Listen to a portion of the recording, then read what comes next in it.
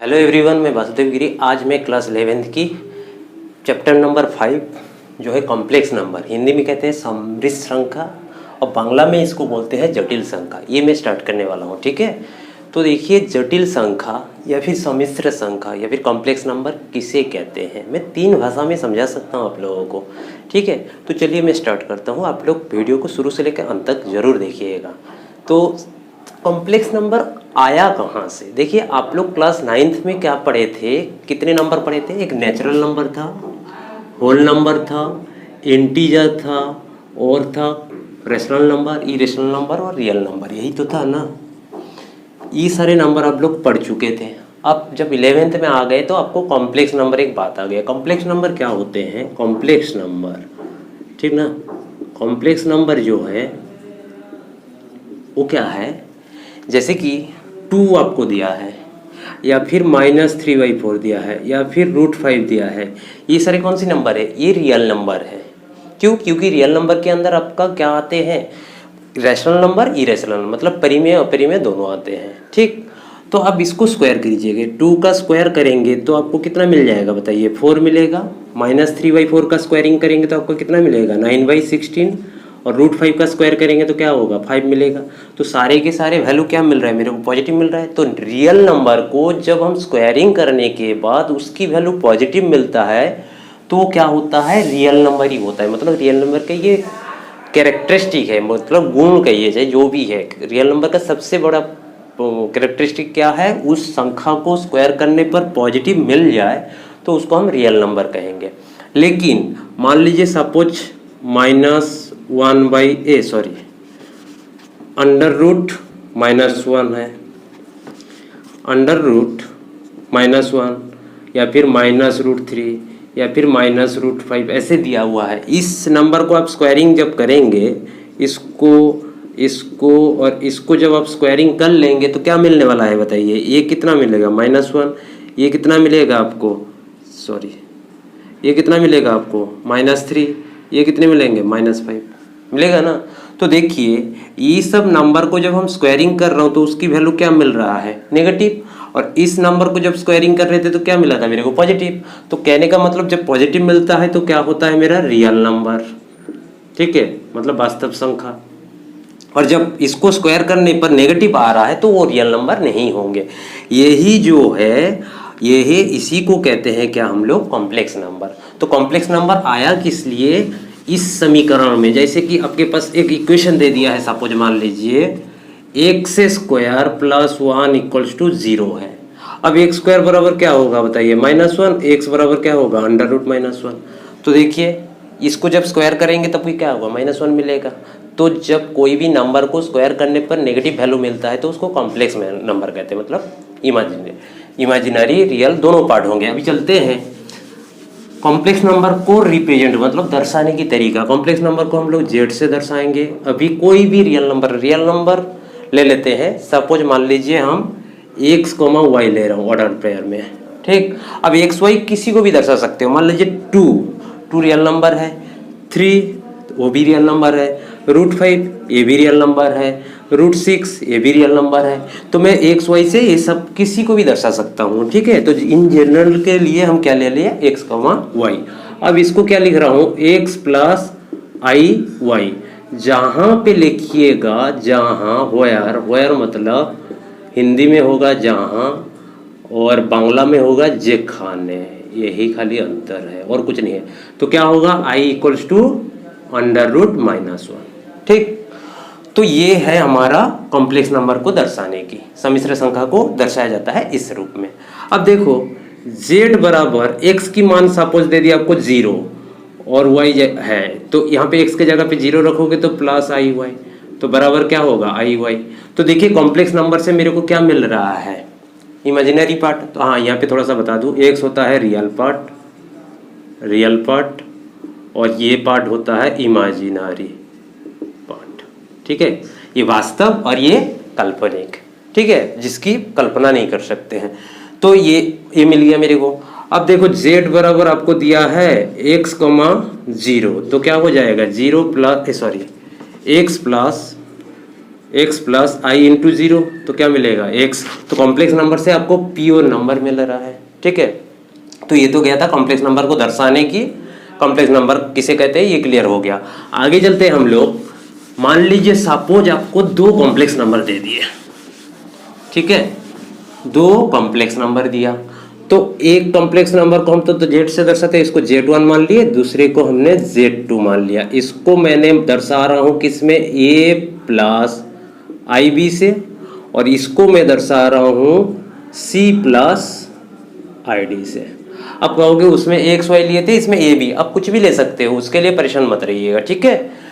तो ये दोनों Z1 इक्वल्स टू Z2 कब होंगे, ये दो कॉम्प्लेक्स नंबर या फिर सम्मिश्र संख्या या फिर जटिल राशि बराबर कब होंगे, जब क्या होगा, Z1 इक्वल्स टू Z2 तभी होंगे जब A इक्वल्स टू C हो और क्या हो, B इक्वल्स टू D हो, तब ये दोनों बराबर होंगे। जब इसकी क्वेश्चन करेंगे तब आप लोग को क्लियर हो जाएगा।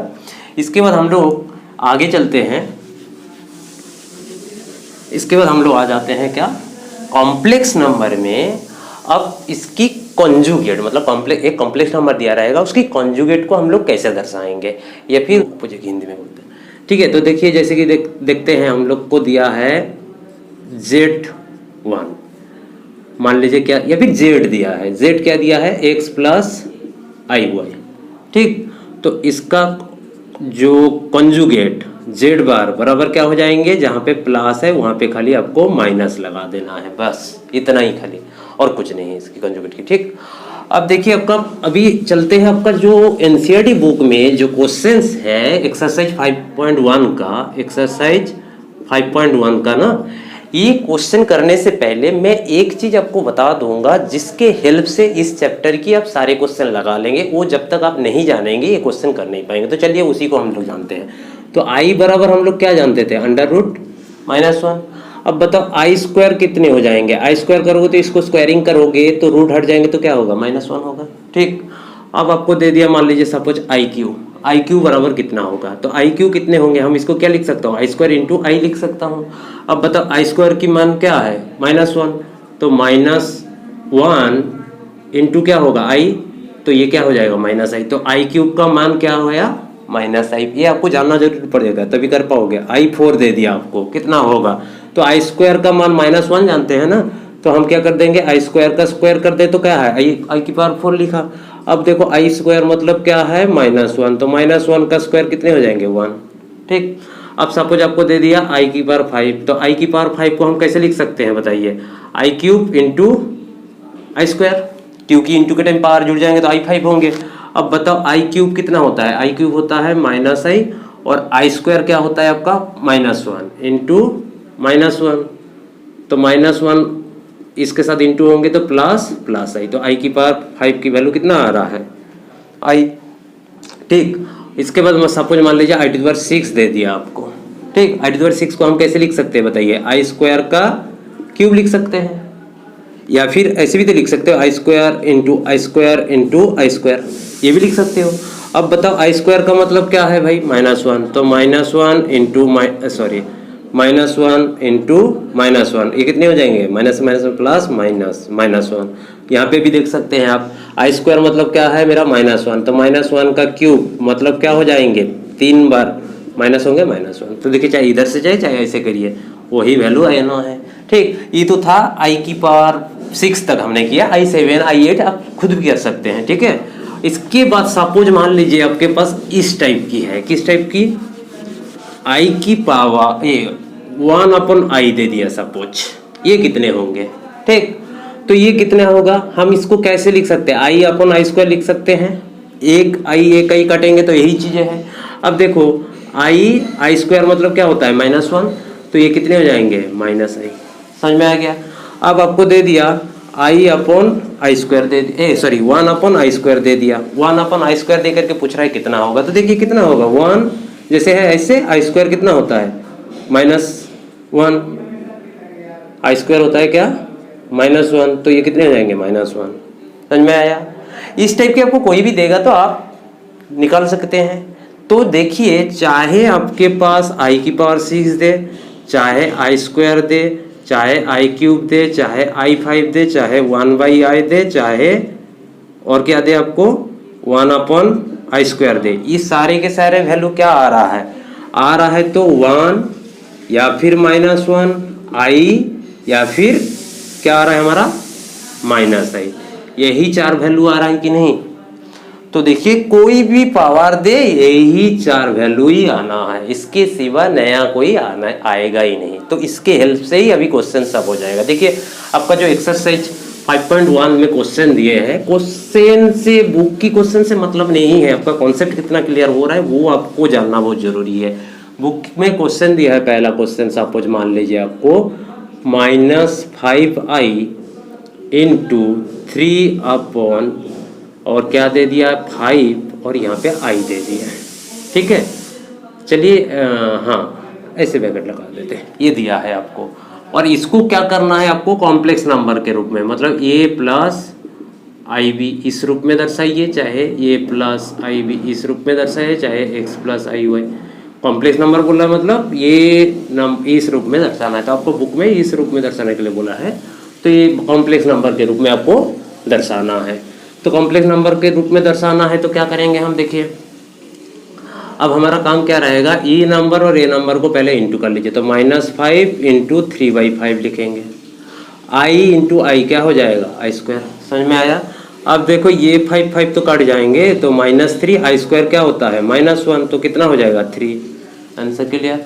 अब देखो यहाँ पे आपका बुक की क्वेश्चन था, यहीं पे आपको ऐसे भी तो बदल सकते हैं, इस स्टेप में दे सकते हैं। मान लीजिए -2i और यहाँ पे आपको दे दिया 3/2i दे दिए, ठीक। तो ये भी क्या करेंगे आप, वही तो करेंगे, पहले क्या करेंगे -2 इंटू 3/2 इंटू करेंगे, i² हो जाएगा।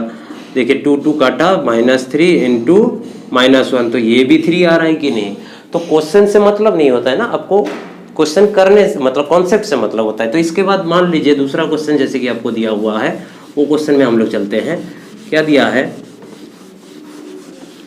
दूसरा क्वेश्चन आपको दिया है i⁻9 प्लस i⁻19 ये दिए हैं, और आपको क्या करना है, ये प्लस IB के रूप में दर्शाना है। तो आप क्या करेंगे, i⁻9 जो है क्या लिख सकते हैं बताइए, i³ इंटू i³ भी लिख सकते हैं, या फिर आप क्या लिख सकते हो i³ का क्यूब भी लिख सकते हो। दोनों में कोई एक लिखिए, कोई गलत नहीं है, लिख दिए।